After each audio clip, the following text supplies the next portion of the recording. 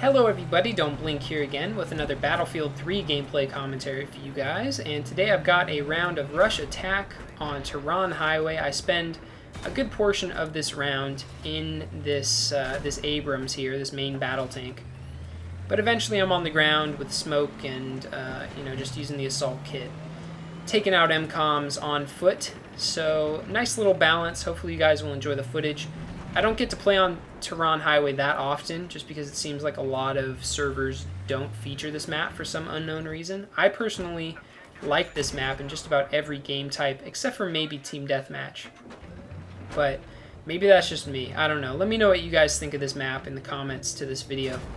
But that's not what I want to talk about today. I'm not going to be talking about the gameplay too much. What I want to talk about is this month's big Battlefield 3 patch. And they've been hyping this thing for ages now, since before Back to Karkin, which is kind of silly. But some of the changes that are going to be applied with this upcoming patch have been in the works, as far as I know, since back in November. So it's been a long time coming, and I'm going to be welcoming this big patch with open arms. Because it does look like a pretty decent patch based on what we know about it. And I'm hoping that it will make the game a little bit more competitive, a little bit more balanced, and a little bit more fun. So I'm going to be talking first about things that we know are going to be changed with this month's patch. And after that, I'll talk about some things that we know are going to be changed eventually, but they haven't been confirmed for this patch in particular. So first up is Comoros 2.0. You console players may not know what this is, but it's basically an expanded communication interface that was enabled in the day one patch that was made available for the PC. Basically lets you give some very basic voiceover commands to your teammates. It's not really that useful right now. I very, very rarely hear people using it. But this new Comoros 2.0, it's supposed to have a lot more commands, a better interface, and just much improved, because as it is now, the Comoros seems very unfinished. So this should be a little bit more polished, a little bit more useful, and hopefully it will make up for the fact that there's no in-game voice communication on the PC version of this game. And I know you PlayStation 3 owners lament the fact that you guys don't have voice over IP either, at least currently, or there are some issues with the voice communication on your platform. But that's supposed to be fixed actually this Monday, February 6th. There's going to be a 20 megabyte update that's supposed to fix the voice communication problems that you guys have been having. So good news there. You guys don't have any sort of text chat interface, so that's definitely a very welcome change for you guys. And the next step has to do with gun and weapon balance. They're going to be tweaking weapon accessories and attachments on a per weapon basis from now on, which I think is definitely a good thing. I mean, especially when you look at the different classes and the different types of weapons, not just the different weapons themselves. But, I feel like a foregrip on a light machine gun would act a little bit differently and augment a weapon's performance a little bit differently than a foregrip on, say, a PDW. So that's a big change, and hopefully it will promote and facilitate better weapon balance in the future for whenever they need to change something. I know a lot of people complain about the FAMAS. That's one thing that's going to be tweaked very specifically and with hopefully great care by the developers. Next up, we have a fix for the MAV elevator exploit, I guess you could say. I'm not sure if it's a glitch or what you want to call it, but basically, if you're unfamiliar with the MAV elevator, it allows people to ride on MAVs in order to reach otherwise inaccessible areas. And this tactic or technique can be used to harass, grief, and otherwise annoy enemy teams. And it can be very, very frustrating sometimes. So I'm glad they're going to be disallowing that from now on. I'm really looking forward to that.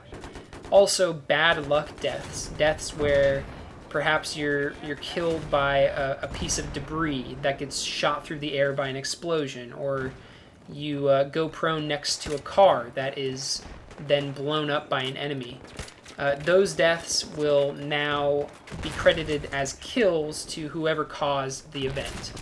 So those of you who like to shoot rockets at cars next to enemies, you'll get more kills, and those of you who get killed by exploding cars a lot, you won't suffer from suicides as often. So good news all around there. And something that I'm really excited about, this is actually probably my favorite change in this patch, is driver assists in transport vehicles and vehicles like this one right here, the Amtrak. As it is right now, driver assist bonuses are 20 points. This new patch is going to make it 50. So that's a huge increase, and I think it's really going to promote team play. You'll see people piloting transport helicopters a lot more, and hopefully more tactically, and just doing a better job as team players using those vehicles the way they're meant to be used. So I'm really looking forward to that change. I think it's going to be great for the team play aspects of Battlefield 3. And the final confirmed change is sniper rifles will get increased accuracy after aiming down sights with red dots or holographics.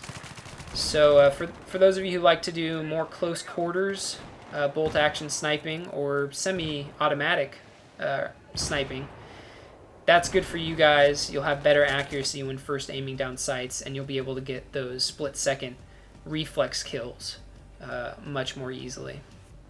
Now on to the unconfirmed changes.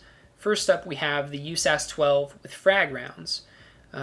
They're looking to nerf that. Apparently there was some issue where most of the other shotguns in the game actually had a reduced firing rate when equipped with frag rounds. The USAS, for some reason, didn't have that disadvantage when using frag rounds, and as a result, many of you probably know it's just absolutely ridiculous on close quarters maps. And even maps that aren't close quarters, because they have unlimited range. So frag rounds on the USAS are getting nerfed. That's good.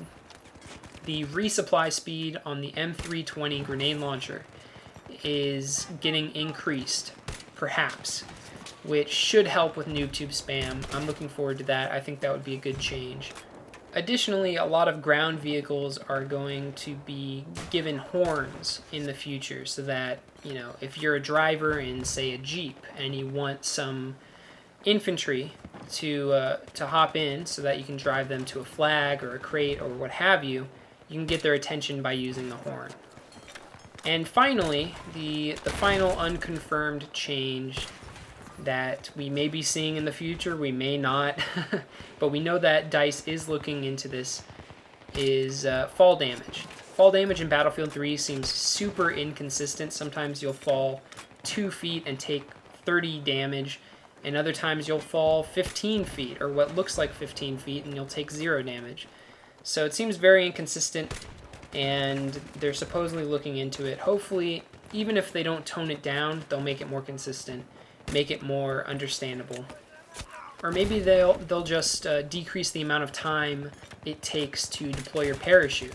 That would be another change that would make it easier to hop out of buildings and just pull your chute before you hit the ground, and you won't take any fall damage. So that's all I got for you guys right now. If you have anything to add to the list of changes that will be included in the patch, or the list of changes that may be included in future patches, leave them in the comments below. Looking forward to hearing what you guys have to say about all of these changes that are being made. And if you enjoyed this video, please give it a thumbs up, and I'll talk to you guys later. Have a good one.